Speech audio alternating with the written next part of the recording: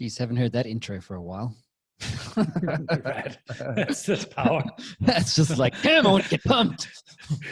He was like, yeah, boy, Dude, what's going on? Let's get some applause going up in that shit. Damn, fucking gun shoot, fucking game show. Yeah. God, welcome back, Rich. Fuck, it's been a while, man.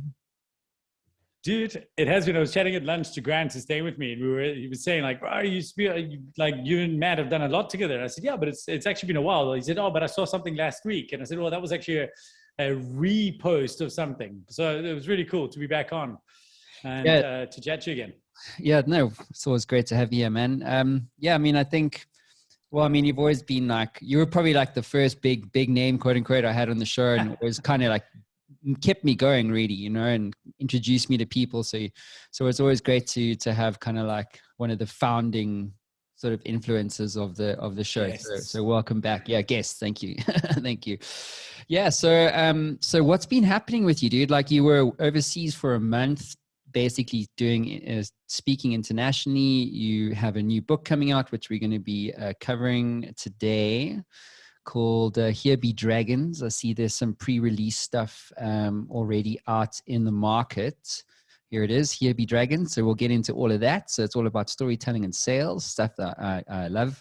So Rich, what's been happening, man? Fill us in. And also maybe just to paint a picture, like for our audience, it's been a while since you've been back here. Like who are you exactly? Like what's your claim to fame outside of huge Goldcast videos and all this kind of stuff? So give us like the quick elevator pitch, what you've been up to the last few months. All right. The first caveat is that the Goldcast video, as much as I would like to say it's great that I got a video that has been viewed 20 million times on Goldcast, that's Goldcast claim to fame. That's all their audience, not mine.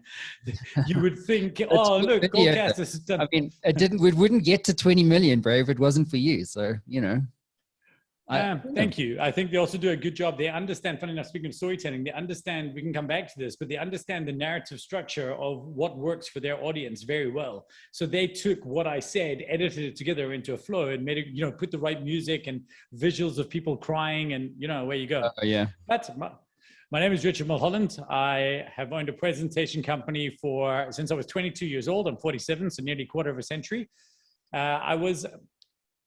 I'm entrepreneurial, but I thought I was an entrepreneur. And because I thought I was an entrepreneur, I lost my way quite a few times, getting pretty distracted. Now I realize that I became an entrepreneur when I started my business, and that's where that journey should have ended. From that point on, I became a presentation specialist, and that's the shit that keeps me awake at night, is trying to think about helping ordinary people deliver extraordinary presentations. And when you ask me what's going on, last year, 2019 was a wake-up call. I had a whole bunch of options of shit that I got to care about and what did I want to do. And the only thing I cared about was this business that I kind of ignored a bit and stepped away from for so many years and the work that we do there. This forced me to come back in, have a relook at it, and I'm in love with it again. I feel like I've been in a 25-year-old relationship that's just discovered filthy sex again. That like it's just a great place to be in the business, and I'm loving every minute of it. Cool, bud. Well, look, let's talk about how your rekindled passion for speaking, I guess, because obviously it was kind of like the pandemic sort of drove that whole outcome. Like, how did that come about? Like, why have you fallen back in love with speaking again? So necessity was the first thing. That, you know, obviously we owned a business that primarily worked in the space of, large scale events. People would hire us, they would train us, we would train them and develop their presentation material. And then they would stand up at their big company conference and they would deliver. On the March 15th last year, like our revenue hit zero, or March the 16th, our revenue hit zero. And that was a huge problem for us. And I needed to convince people that they didn't, they had to understand that what their people needed more than anything in their business right now at that time was vocal leadership. This was not the time for leaders to shut up and sit down. It was time for leaders to stand up and speak up and to share the vision, let people know like it's going to be okay. So I think it was on the 15th, the day that the state of disaster was announced already, I wrote a post on LinkedIn saying, if you cancel your event, I'm losing respect for you. Your people need you now more than ever. We just have to think of a new way to do that. And what happened was I had to solve for that. So I told everybody, don't cancel your event. Think about how better to do it online. And I had to figure this out. And the best thing that made me reignite my passion was presentation is formulaic. There's all of us have different takes on it, but the formula for delivering a message, Aristotle figured that shit out 2000 odd years ago. There's nothing we're doing is new. We're just maybe making it more relevant for current times. What I had to do was that relevance gap became huge, because what it took to show up to somebody on a live stage, everybody thought they had it dialed in. And what it took to doing that and commanding attention when in the distraction economy we're in right now, that was fundamentally different. So I had to figure out again, like I had to solve a meaningful problem again. And the pursuit of solving that problem made me realize, I love this. Like, this is like, I understand now why this was worth quitting my job to start a business for all those years ago. And I lost my way because I thought that I wanted to be rich and wealthy and to build these things. And I forgot that originally I went out to solve a problem, and that problem punched me in the face last year again. And I chatted to a speaker the other day, a speaker who's a shark attack survivor. And he said to me that his grandfather said to him once, you just have to learn to make friends with it. And I thought it was such a beautiful line. And I learned to make friends with the reality check punching me in the face. And that's what changed everything last year.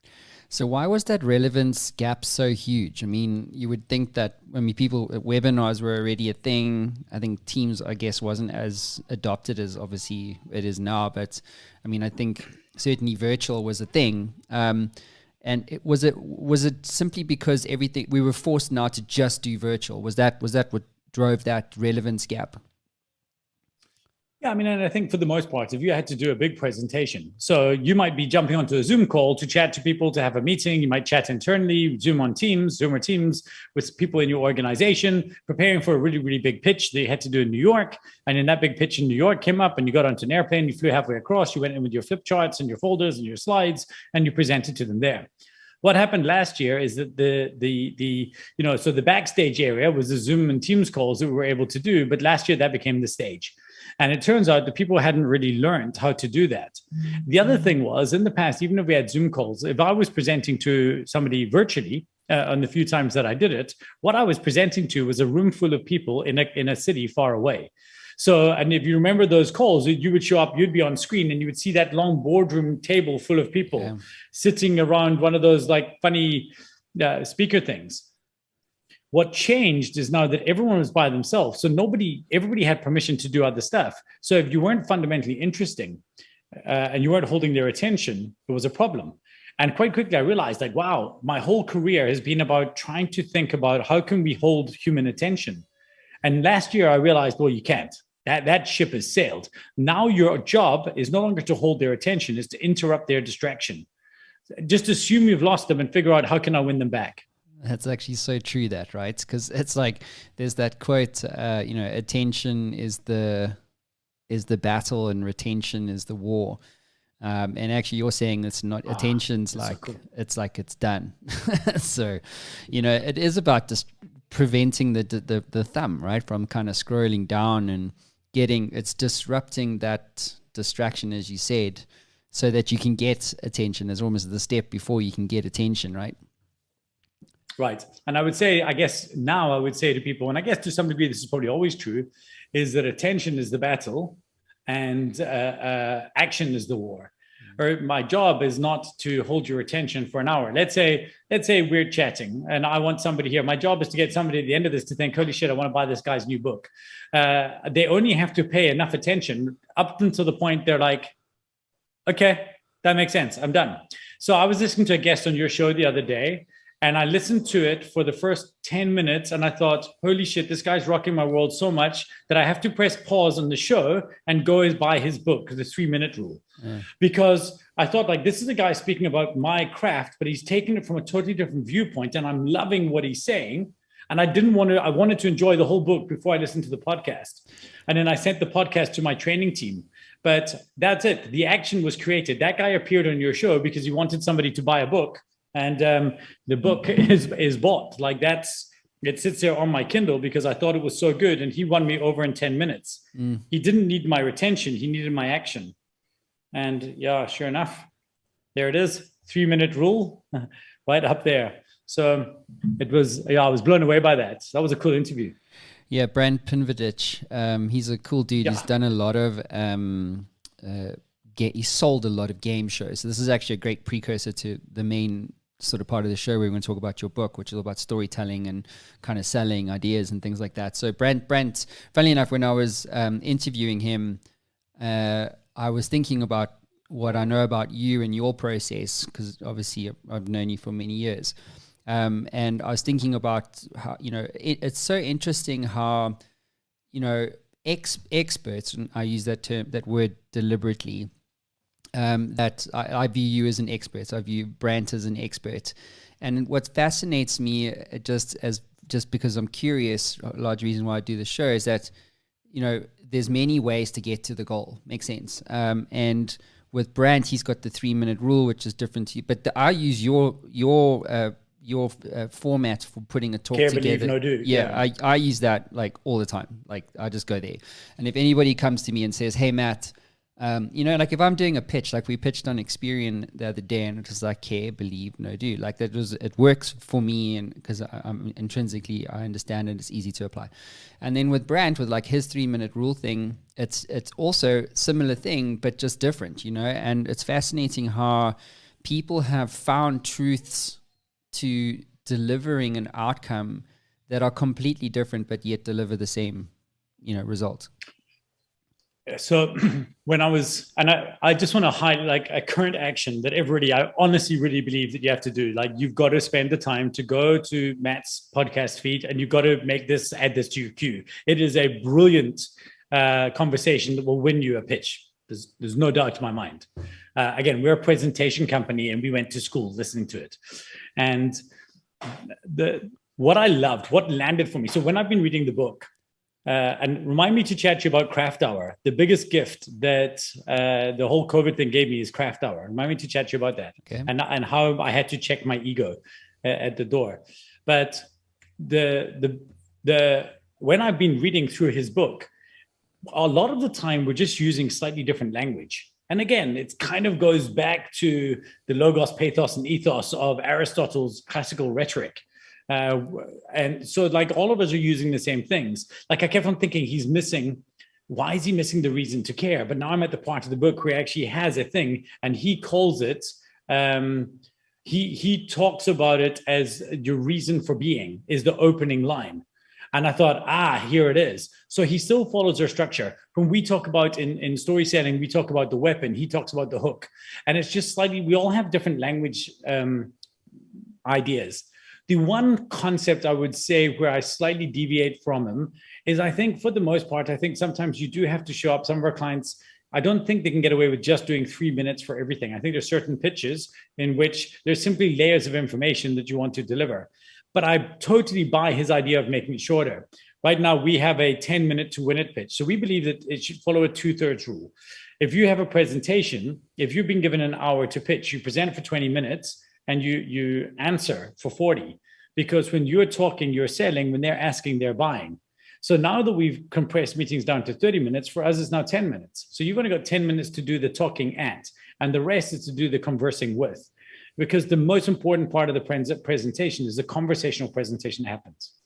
However, the place that this guy completely and utterly blew my mind and took me back to school, made me feel like, oh shit, dude, you've not even scratched the surface, was the one line he says, it's not about what you tell to them. It's about what they tell to the next person. And he says, if I guarantee you that you could speak for an hour, for 2 hours, for 3 hours, but when their boss asks them, how was the Matt Brown pitch? 3 minutes. So you need to know what that 3-minute pitch is. Even if it's just that you use it as the culmination and the closing part of your full presentation, you've got to make it so easy because that's what people are taking away with them. And that's what people are delivering. It's not about what enters their head. It's what comes out of their mouth to the next person. And when I was like, oh, genius. I thought it was brilliant. Yeah, he's an intimidating guy to interview because he's just like, it's like fuck. You just meet people and it's like, damn, like it's hard to kind of like not compete, but just intellectually box with someone that knows their craft so well. So maybe let's talk about that thing you said we should talk about. So you said craft hours. What is that? Let's talk about craft. Okay, so in fact, it's also related now, given something I just said. So I think meetings have shifted to 30 minutes. I don't think the hour-long sales meeting makes sense anymore. If you want to have a meeting with me now, I send you a calendar invite for 30 minutes. It cuts the crap. It's just so efficient. We get to the point quicker, and everybody's okay with that.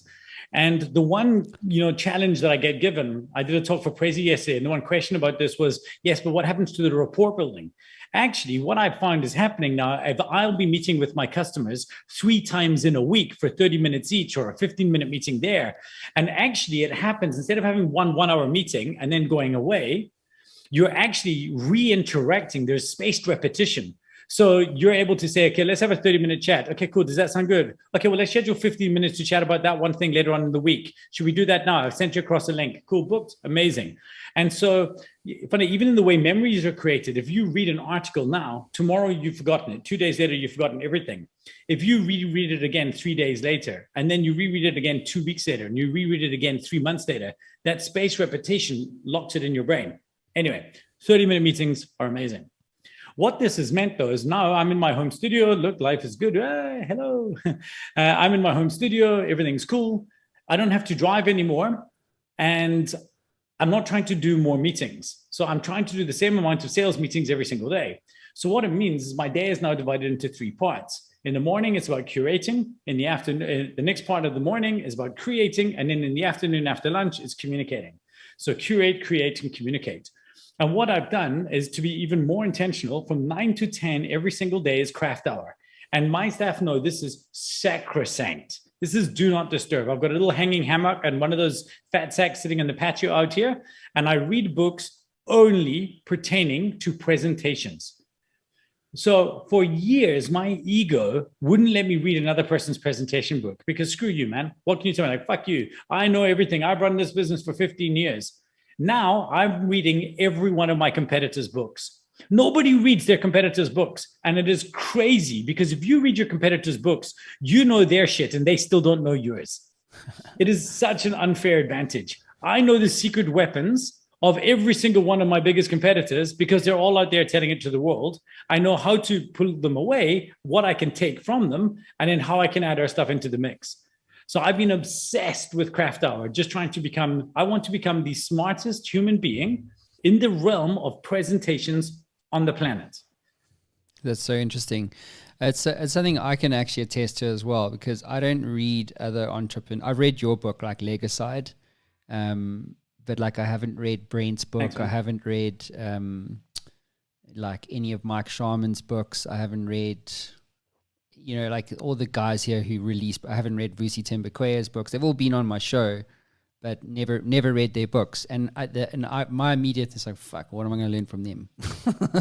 And it is this ego thing, and it's actually something that I need to work on. It's like, because I mean, it's like, I don't know where it comes from, because you say it's like it's competitiveness. Like I think if you're an entrepreneur, you have to be competitive, even hyper competitive. Like everyone must be your competitor. Like, there's a saying on that movie about Ray Kroc, when the guy found it. Well, he didn't find McDonald's, but he built McDonald's. It's fucking amazing. And he said, I'm the type of guy, like if my competitor was drowning, I would put a hose pipe in their mouth. And I'm like, fuck, that is me. That's absolutely me. Yeah.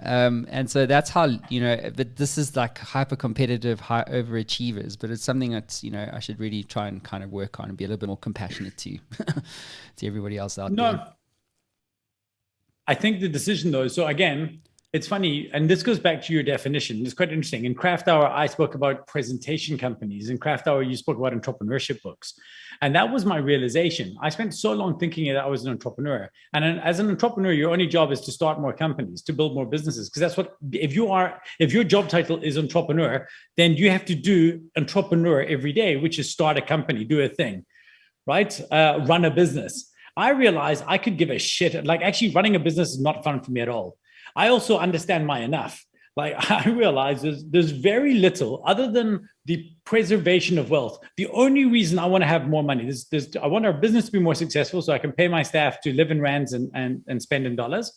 That's job number one. And job number two, I want to be what Naval Ravikant would call post-economic. I want to get to the point where I can say whatever the fuck I want, and I don't care if you cancel me because I don't need your money. Like, I want the freedom to be uncancelable. Like, okay, so just don't watch me. That's totally fine. I'll just sit here and do my shit. So the two paths to that is to make more money or to need less. And I'm trying to bridge the gap between that. And I realized that the life I have right now is my enough. I get to travel overseas 2 or 3 times a year. I get to go snowboarding, go to a board game event. It's pretty cool. We're not loaded, but I mean, you've been to my home. It's a a normal house. I'm totally happy with everything. I've just got to make sure now that I can. So I don't want to be more rich. I just want to make sure that I'm never going to be poor again. And that's my journey. So that separates me from being an entrepreneur and allows me to be a craftsperson. And I identify my craft as being presentation, whereas I see you as sales and marketing professional, but maybe you see yourself as something different. Yeah, I'm busy selling my businesses. So I'm already out mentally, so to speak. Hopefully the choir is not listening, but it's interesting. It's interesting what you talk Stick about. A hose in their mouth. Yeah, exactly. Come get your ass over here. Yeah. So I'm thinking about like the next thing, and it's interesting, because now, I'm very much I really orientate or index towards like psychology of entrepreneurship. Like what does it take for Rich to say that he has enough? You know what I mean? And how much is enough? And we can use this again to springboard into your book, which is about sales. Like how much sales is enough, because it's always like, no, if we make $1 million this month, it's got to be 10 million by the end of the year or next month, whatever the case is. So there's always a new target. So what I do personally is I'm always putting new targets in place. So I'm actually never fulfilled. Horizon chasing. I'm always just chasing the goal. When I get there and set a new one, I don't actually appreciate the journey and as much as I should. And it's a thing where like, I will never say what you said. I'm working on it. But I'll never say like, I don't even know what enough is. And there's that saying that, if you give yourself what you need, you'll never want for anything. And it sounds to me like you figured out a lot of that stuff around what you need as Rich Mulholland to like, I don't need to be like I've stopped giving a fuck about trying to become a billionaire. I know you're well off in financial independence. You get paid a ridiculous amount of money, by the way, to speak. Worth it, but a lot. And like that's enough for you, And so I'm still wrestling with that. What is enough, What's your advice?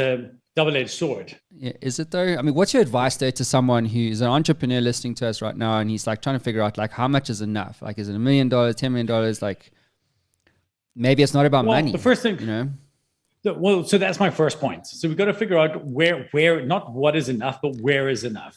So do I have enough time with my family? Do enough people watch my YouTube videos? Like, no, absolutely not. Am I famous enough? No, dude, I feel soul destroyed every week I put out a video that nobody watches just to try and remind myself how insignificant I am.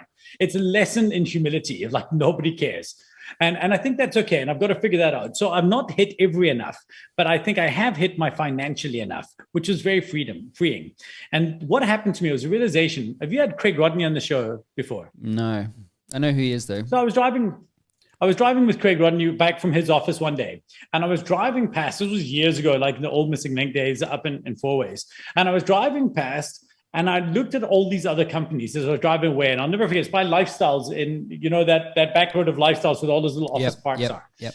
And as I was driving, I looked at all these companies and I thought every single one of these businesses in these office parks I'm driving past is bigger than me. And I thought, or wealthier than me, like they're bigger economic businesses than Missing Link, the company I've run for a quarter of a century. And I had this realization, that moment, that in the Olympic Games of being rich, in the Olympic Games of being wealthy, if I fulfilled every imaginable idea, because it wasn't, if I, just blew the lights out, I still wouldn't even make, like if I shot the lights out, I still probably wouldn't make the estate team in which I live. Like there'd still be people that are way, way wealthier than me. I certainly wouldn't make the city team. There's inconceivable I'd make the national team. And there's no way that you'd win in the Olympics. You would be like the Jamaican bobsleighing team going against the Canadians, and when it goes there. So the Olympic gold, silver, and bronze medals of wealthy people are being taken. So if your measurement of your worth, because the bottom line is very little, if we had, if I give you 50 million Rand tomorrow, actually with good planning and management and things like this, that you'd be fine for the rest of your life and everything would be cool. You make some smart investments and that would be great. So you would try and make money again because you wanted to see if you could be richer again. But what you're trying to do is, if that is your metric, then it's like playing soccer your entire life only to be in a high school team. That's how I all of a sudden landed on this race to be rich. It's like, what a shitty race. It's nothing of significance. So then I thought, well, what could I win the Olympics in? And the bottom line is, in the Olympic Games of presentation strategy, like I might be up against Brandt in the pitching event at the Olympics, and he may edge me out in the pitching event, but maybe on the story selling event, I could edge him out, or in the keynote speaking event, I could, Earth theory for that, I could help win that. So I realized in the Olympic Games of presentation strategy, I'd pretty much back that I could captain the South African team in terms of knowledge of that. I would back myself and most of my team that at the Olympic Games on any given day, we would be up there with a medal. And I think at a push, and if we dial in some of the knobs, I think we could win a gold.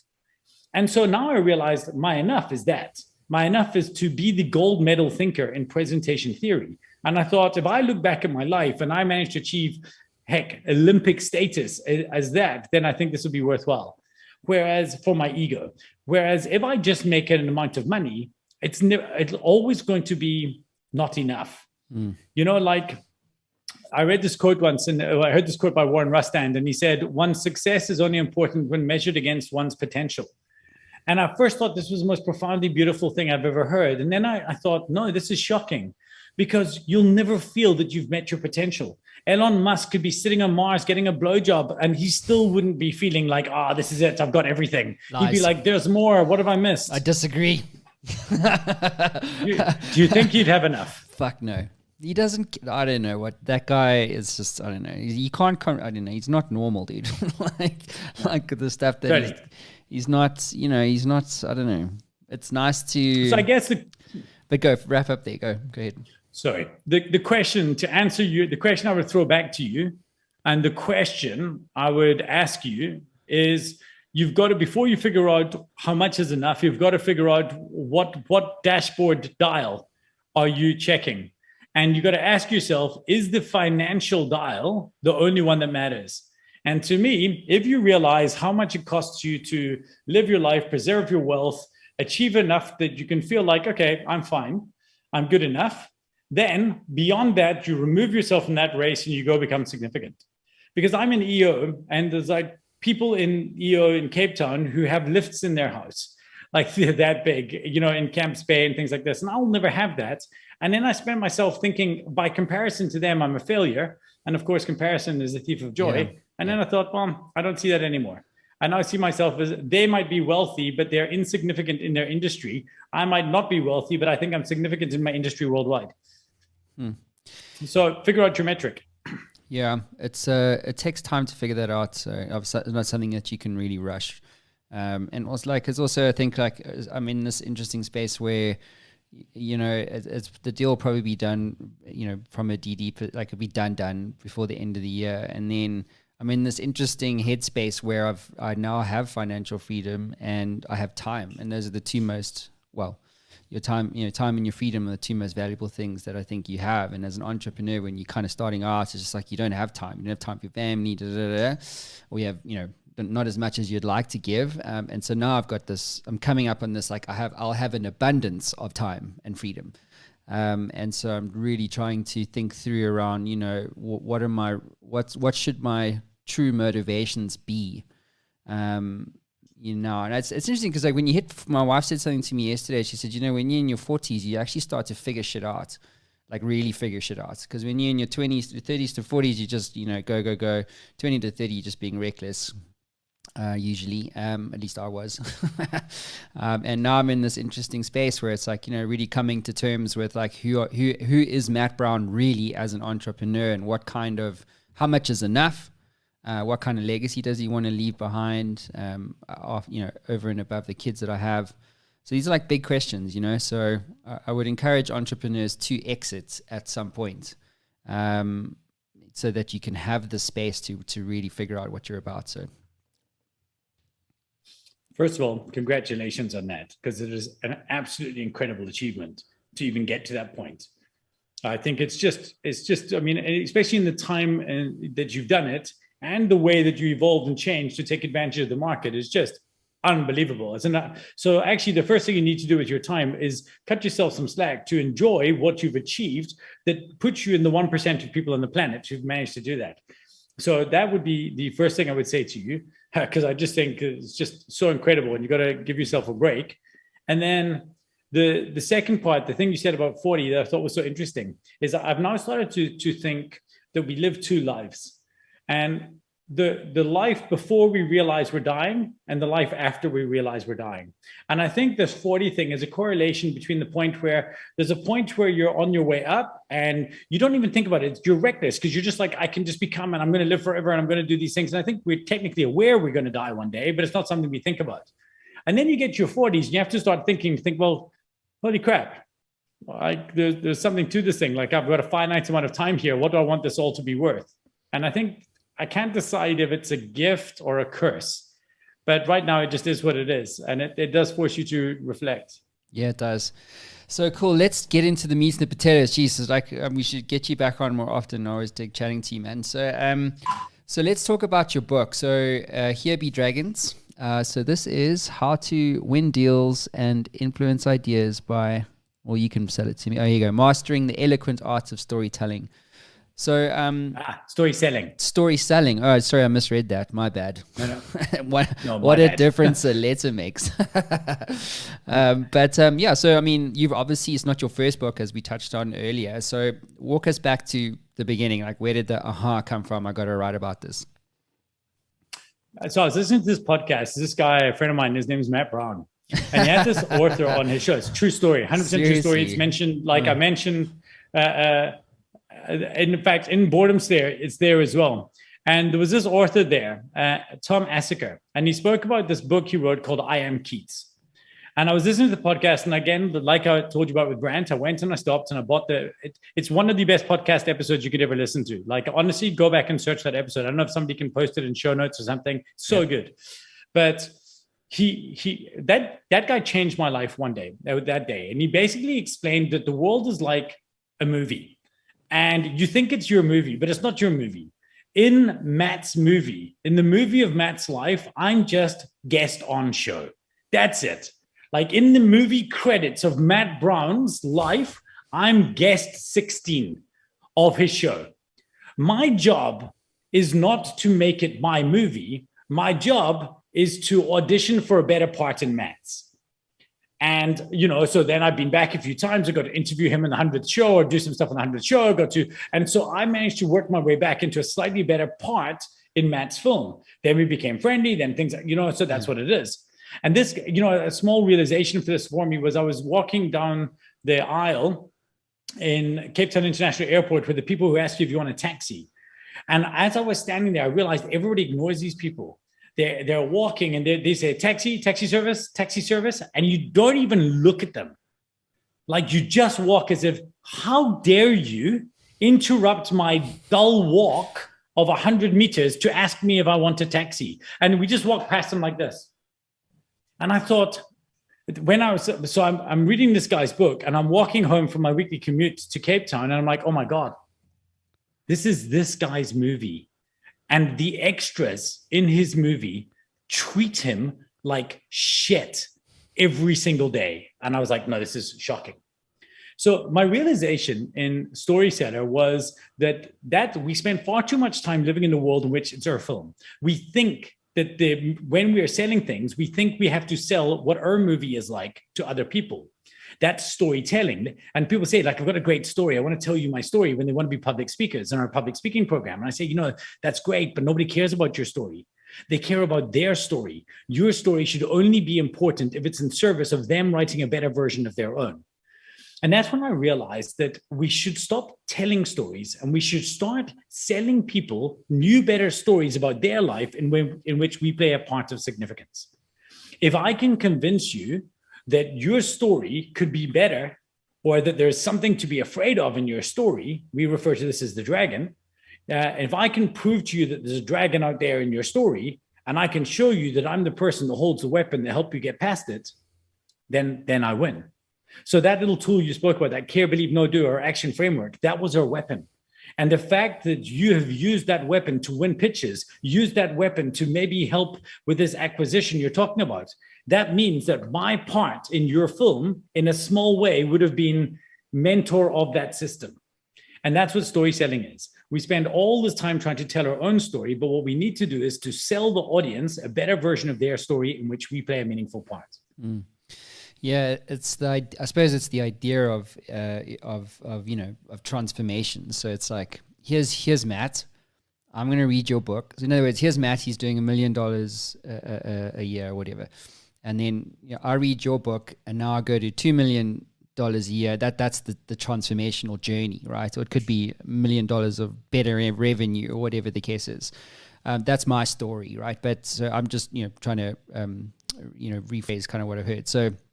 And then right. Except that in my case, what I'm trying to sell you is that there's something standing between you and that story. So let's say you've decided already you want to be a $2 million business instead of a $1 million business. And in fact, that's a massive transformational jump, because a $1 million business needs to have people that a owner can delegate to. From 1 million and up needs to be a business. They have people that can replace the job of the owner. So the challenge of getting to a $1 million business is one thing. The challenge of getting to a $10 million business is actually you need other people to do what it was you did at scale. And that becomes very, very difficult. So if I can convince you of that problem, if I can say this is the dragon that is standing between you and $2 million, but to say if you defeat that dragon, not only do you get past the $2 million mark, but you're actually on the freeway to 10, 20, $30 million. That's the biggest switch you have to have. And what I have in my organization is a tool that can help you beat that dragon. Let me explain to you how it works.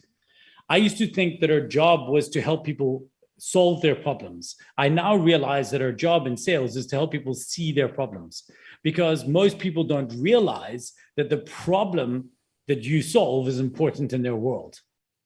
Yeah. So one of the things we use is something called the closer framework. So the C is all around what's the kind of intended outcome. The L is kind of like, what are they trying? What have they not succeeded at? And it's a really powerful framework. It's not mine. It's from Alex Hormozy. He's a fucking amazing sales guy, just ridiculous, based in the US. And one of the things that he says is, if you don't get the prospect to admit that they have the problem, you don't ask for the sale. So the whole first 3 steps of closer is about getting them to, as you said, become self-aware of the dragon.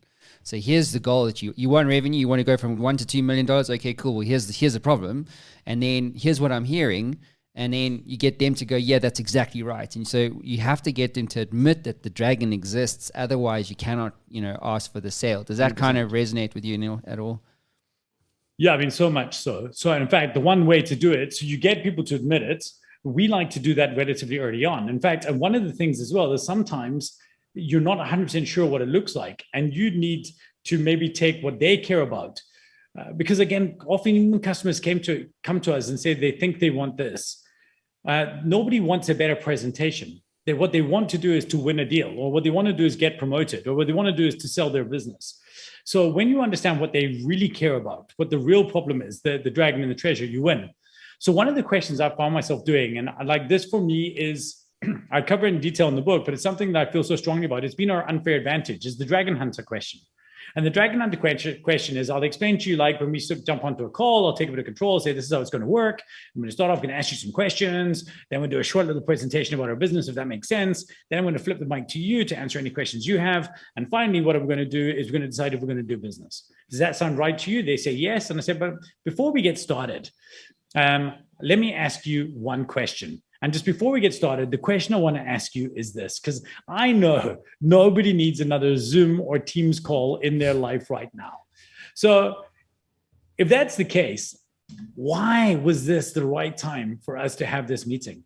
Like, what made you decide to have this meeting right now? Why? I don't understand. And then the funny thing is, they tell you. So they'll say, in that email you said, when you mentioned this and this and our sales process and not being able to leverage it, that's been something we've been really, really frustrated about. I feel like, and they'll tell you. And then all you have to do is to push a little bit harder and to say, okay, can you describe that to me? What do you mean? And then that's when we get to, and funny enough, when you said that, so I heard you say, stuff comes in. So if I'm hearing you correctly, you're saying that you have this big investor presentation you're about to present to the group of analysts. If you mess this up, your share price will tank. What will happen if we can just increase the level of your speakers by just 20%? What could that do to your share price and to your investors? Oh, it'll be this much. What's the financial value of that? Oh, 50 million Rand, 100 million Rand. Great. So we're having a 100 million Rand conversation about shifting your share price. Cool. So we're not having a conversation about this. So what's at stake here is the difference between a share price drop and a share price growth. And then they say, yes, now you have their dragon. So by asking them, why was this the right time to have this call? You immediately, because people don't want to say, nobody wants to answer that question with, oh, you know what, I've heard you're an interesting guy. I just wanted to jump on a phone so I could chat to you. Nobody will say that. They have to give you the logical answer. Even if there was an emotional reason they took the call, their logical lawyer will jump in and say, tell them this reason. And they'll try and justify why they have invested time, their important time in this conversation. And as soon as that happens, they'll tell you what the dragon is, and boom, you're away to the races.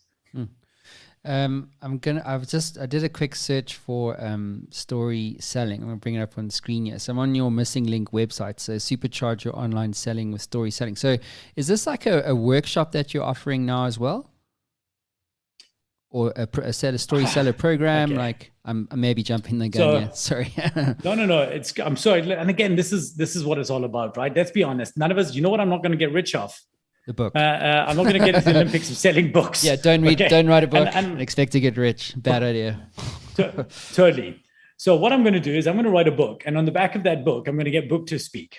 And on the back of those talks, that's what we refer to as stage marketing. I think stage marketing is the most underutilized thing in the world. Now, you said I get paid pretty well to speak, and I get paid okay to speak, but I get paid a lot more from my talk than I get paid for my talk. So I get paid one fee for my talk, but I get paid a whole different fee from my talk. So if at the end of me speaking to an audience of 50 business owners, 5 of them hire us to go through the story seller process, every one of these will be, 2, 3, 4 times the cost of the original speaking fee that I got. So everything we do is in service of a downstream revenue. Being a public speaker should not be your job. It should be the marketing department of your job. That's how we see it. Is I see that the role of a speaker is to deploy the power of stage marketing to utilize the authority you get from a stage to drive you further. I had written this small book.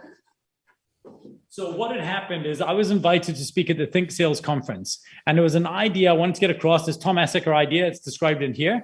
And I wrote a very small little ebook that we called Storyseller. In fact, we originally called it Good Story Bro. And it was a small little book, like 20 or 30 pages. I wrote it on a Sunday morning. We got it designed on the Monday, and we made an ebook of it the next day. We started selling so many workshops in the back of this book that Sam, my business, she runs Missing Link, and she came to me and said to me, we need to turn this up a little bit. Do you have more in you? And over the course of that time, I thought about this more and more, and I had a whole bunch of ideas. So I contacted Tracy, my publisher, and I said, cool, I want to write a book on this. I want to write a book on this topic, make it bigger. And she said, cool, you can do it, but you've got 2 weeks. So in 2 weeks, I wrote the book. I still had my full day of work, and I think it's the best book that I've written so far. I'm really stoked with it. And it was about the idea, the whole reason it exists is to drive people to workshops. But of course, for a lot of people, I hope that they'll find it a hugely valuable tool. But for corporations, I want them to drive it to a workshop, drive it to a thing. And there's a whole kind of process that we've got to do. Mm-hmm. So I love the idea of story seller because it's a category that doesn't exist before. So storytelling is like so commoditized, it's frightening. But story seller is a very cool category idea, which I think you can do very well with that. And then which book was it that you wrote where you wrote it on the plane from Joburg to Cape Town? Which one was that? Was that Legaside? Legaside. Yeah. So did your writing process change for this book? In other words, how do you do it so quickly? So, because obviously I much prefer to, like you're standing right now, but I prefer to just speak. Like I do a lot of dictation. So, and I would never have done it if I hadn't had a fall of my mountain bike. I cracked my knuckle and I had a whole cast thing. It was totally overblown. It was ridiculous. Looked like I'd broken like every bone in my arm. Meanwhile, I just had a cracked knuckle. And so I couldn't type. And so I started to just, use dictation. And now I use dictation all the time. And even the way that I would phrase a sentence, if I speak it, is very different to if I would write it. So how has your writing process changed? Like how do you, because entrepreneurs, I think, or I should say, entrepreneurs who write a book, it's a great business card to have. It's a great personal branding exercise. And as you say, it can open up pipeline to different things, whether that's speaking and then downstream value props. So what is your writing process? Do you clack on the keyboard or are you dictating? Walk us through that. No, so it's a clack on the keyboard. I really enjoy the writing. So I was a long-time blogger. That was my thing in writing. Short form bursts of content for blogs was just something I really enjoyed. Then I became a columnist for magazines like Longevity, Destiny Man, Playboy. And, you have to get across an idea in 500 words or 1,000 words. And I realized that's my process. I like writing. I like condensing an idea down to 500 or 1,000 words and getting it out there. So what I do is, now my new book I'm working on right now is called Streak. And right now I'm in the discovery phase. So all I'm doing is I use Rome research and tagging to go out there and just to trap every idea. So this morning I added a concept in on ego depletion, a basically counterpoint to ego depletion. And I thought, okay, this is interesting because I really thought that ego depletion theory of diminishing willpower was sacrosanct. And now there's that. So I've added that in, I've tagged it, how I want to address it. Once I finish and I have all of that concept, so I had a whole bunch of stuff for, sorry, so you're going to ask a question. No, I'm listening, yeah. So once I had that, once we'd started creating storyseller workshops and helping businesses, I kept on just adding content and ideas like, this would help you sell a story. This would help you sell a story. This would help you sell a story. And I just tagged everything in Rome research. And so I created this ridiculous network of thought, of networked ideas. When I then sat down to write the book, I simply opened up, clicked on that tag, and every single note I made on that existed. I then dropped it into Post-it notes, and I simply put these into groups. Like I knew I wanted to talk about human scale because I think one of the biggest problems we have is we don't think at human scale, or we don't communicate at human scale. So I was like, I took a bunch of things on that. Then I'm in love with the book, The Happiness Hypothesis by Jonathan Haidt, and his theory about a robot that our brain makes decisions the same way with a rider riding on the back of an elephant. I say robot, and I explain why in the book, because I think the rider causes some problems because it humanizes that one part. But that concept, and I had so much stuff around the relationship between logic and emotion. Once I had all of that, I just divided into my categories that I wanted to do. And I wrote in Noveler, the software I used for Legaside, I just wrote a ton of chapters. And in the chapters, I just put a couple of little notes, or I would link them on Rome where I would put my notes. And then I sat down and I knew that I had to get through 2 or 3 of those. And I literally just sat down and thought, which one do I feel like writing right now? And it was weird because I had to go through the whole workday, finish my workday, sit down I actually moved from my office, went to my dining room table and just clacked away, bombed those out, and then sent it through. And then I asked for Tracy for like I was supposed to deliver on the Friday. I asked her if I could deliver on a Monday. I read the whole thing again. I changed a bunch of stuff, and then I fired it off. I think the entire book of writing in Noveler was 32 hours. Jeez. It's crazy, dude. But it was rad, and I enjoyed that. So it took a long time to write. It took a short amount of time to type. And the constraint of trying to write in those short bites was big for me. Well, when is it actually being released, Rich? When can we get our hands on it? Well, apparently now I was chatting to Tracy McDonald from Tracy McDonald Publishing, and actually I think on Takealot and Loot it exists there now, and apparently it'll be shipping in about 2 or 3 days. We're officially launching it on the 1st of December, But it's already, the way it works, unless you're J.K. Rowling, you can't tell shops midnight on the 1st of December. Like, bro, no, you're too insignificant. When the books arrive, we're putting it on the shelf or else you can piss off. So sometime in the next week or two, it'll be in store. You'll be able to go and get it. And it's a light, easy read. I think it's a 3-hour read maximum, the whole thing. I like writing books that people can finish. I think business books are too long. And this is a short book, and I think it's one of the most practical books. One of my frustrations with a business book is when you get the joke at the beginning of the book and you don't need anything further. I think you'll get the joke about story selling in chapter 1. I mean, you got it already now.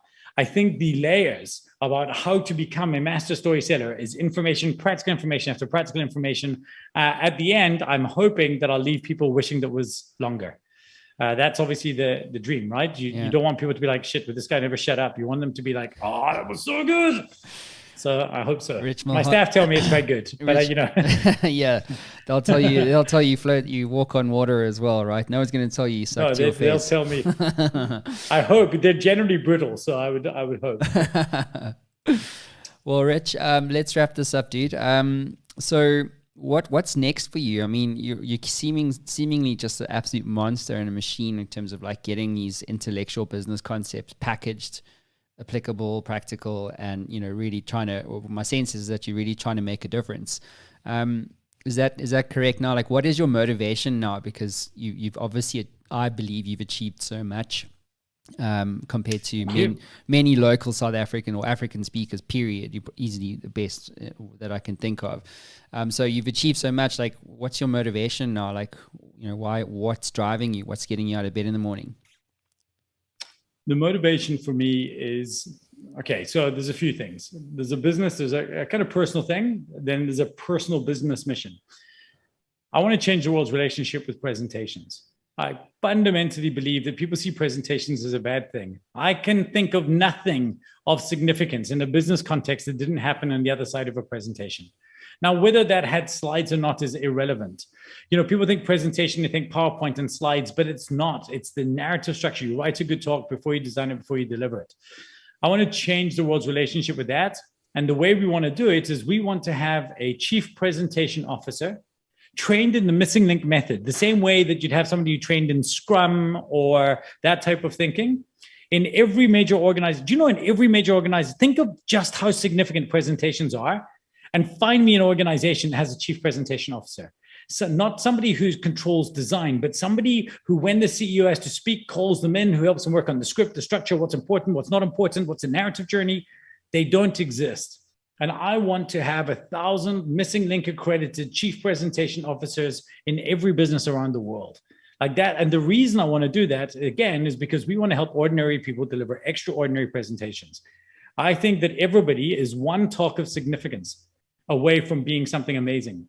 Let's look at two people, Simon Sinek and Brene Brown. Who the fuck were they before those TED Talks?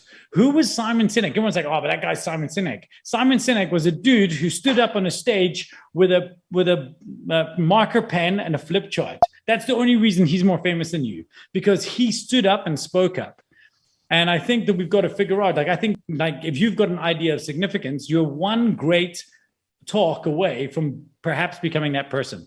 And so my goal is to try and codify how that can be done for people in an easy way, because we've got the beat sheet for how Hollywood thinks of making a movie script. We don't have the perfect beat sheet for how people can write incredible talks. So that's what we are working at Missing Link right now, and I'm so pumped about it. And then the other little bit is I'm very, very excited about the next book that I want to write. I'm doing a Legicide second edition, which I've written most of, but I paused for the pandemic because I wanted that story arc. So I'm going to finish off that, and then I'm going to release my book Streak, which is definitely the most exciting idea I think I've had, and I think it'll be the one that will impact the most people. Cool, bud. Well, look, when you get that book ready, let me know. Great to have you back, and give it a punt.